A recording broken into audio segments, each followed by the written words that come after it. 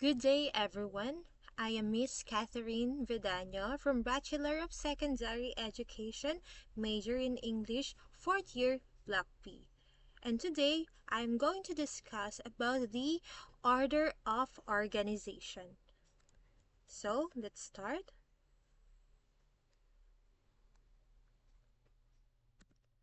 So, as our objectives, at the end of the lesson, the students are expected to define organizational patterns of writing, evaluate the purpose and importance of different order of organization for better writing techniques and purposes, then sum up all the ideas learned from the lesson for writing improvements in essays and other types of writing.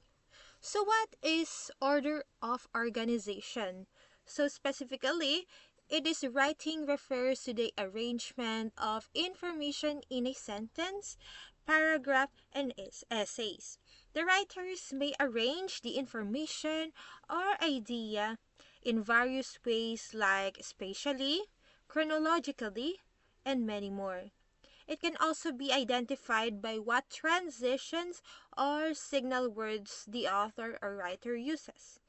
Understanding that it is essential in conveying information or messages coherently and logically, whether the writing visualizations or physical arrangements. Choosing the method of organization can be important as the content, since it can draw connections from the body to its ideas in a better way, as you can construct the essay with the rightful order and pattern. So we will define why it is important. So, effective communication begins with a clearly organized set of ideas following a logical, consistent patterns. One of the most important decisions of a writer makes concern the pattern of organization that is used to structure and order information, as it helps a piece to be more convincing and engaging. Author can help its readers to understand messages and information strongly and clearly, avoiding clinches and other errors that will make them confused. It makes information skimming easier and engaging.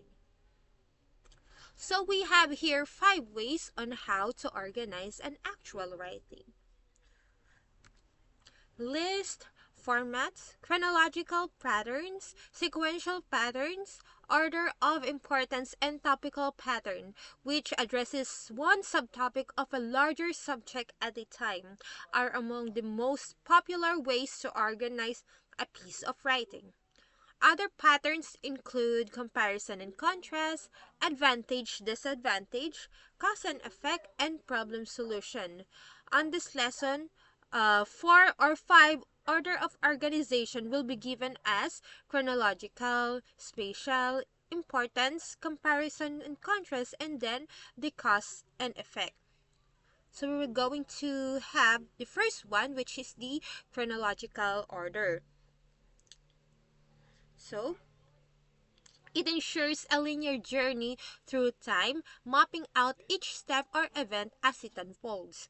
This structure is frequently likened to a timeline, where every tick mark represents a distinct occasion with a specific, non-negotiable position in the temporal sequence. So it is used for the following purposes. The first one is to explain the history of an event or a topic, to tell a story or relate an experience, to explain how to do or make something. For example, an essay about history of an airline industry would begin its conception and progress through essential events up to the present day. It can be a narration pattern at this point. Some common signal and transition words used in this order are dates, time, first, second, next, then, soon, finally, eventually, and so on and so forth. For example, Though it is not mentioned here, one of the other examples of chronological order is the biography, which the author narrates a person's life starting from birth, moving through significant milestones and culminating in their later years or death. Then the second one is how-to guides. So step-by-step guides on cooking recipes and assembling furnitures are presented in exact order, ensuring the process is logical and outcome successful. Another one is history books. Events wherein events are recorded in the order they occurred to preserve the integrity of the historical timeline, which provides readers with an accurate understanding of the past. So going down, we're down to our second one, which is the spatial order. It is also called the order of location, the text that describes physical location or position in space. It conveys the arrangement of objects using their physical relationship within a particular space. It describes items based on their position in relation to one another, often following a path that one's eyes may naturally take when scanning a scene. Details support the main idea as a list that reveals where the items are located. So spatial order is less common in college writing and best used for the following purposes. So the first one is helping readers visualize something as you want them to see it. Then the other one is evoking a scene using the senses, which is the sight, the touch, the smell, the taste, and the sound. So, for example, an essay that describes a microscope or the parts of the guitar would be spatial order. You can create a picture of the reader for the reader rather. Some common signal words in this order may include the following: above, adjacent, to, away, behind, below, besides, between, beyond, close by, elsewhere, opposite, outside, over, towards, under, within, without, and so on and so forth. Then another example of it is the interior design, which describing a room for the entryway to the fullest wall. Art critic, which analyzing a painting by moving from the element in the bottom left corner systematically to the top right, exploring the use of space and depth. Then maps and direction, which offering turn-by-turn direction based on the physical landmark and geographical features. This guides readers through a cities or hiking a trail. So the third one, we have order or importance, and also called chain of command or hierarchical. Details are given in a list, but the author indicates which items in the list are more than important than others, neither for the least important to the most important or from the most to the least important. So this type of pattern is usually seen in essays which focus on a single topic with supporting details. The most important idea is described in the writing first, followed by the second most important, then the third, and so on. So it is best used for the following purposes. The first one is persuading and convincing. Another one is ranking items by their importance, benefit, or significance. Then illustrating a situation, problem, or solution. Some common signal words in this order type may include central, chief, ending with, finally, finishing with, least, less, major, main, key, lastly, most essential, primarily significant, and others. For example, the statement, there are many reasons to oppose the death penalty, but the most important is it does not deter violent crime. The term most important states the importance and highlights them in the sentence given. So we are down to our fourth order of organization, which is comparison and contrast. It is a text structure or pattern of organization where similarities and differences of two or more things are explored. It tends to discuss similarities and or differences among ideas, theories, concepts, objects, or persons. So, comparison means specifically what things have in common, how items or concepts are alike, then the similarities between elements or ideas. Then the contrast means the differences between items or concepts, how things are not alike, then the distinction between elements or ideas.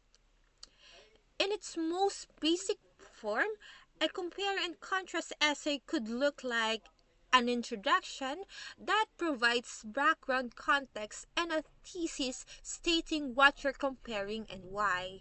A body paragraph discussing the similarities between the two objects.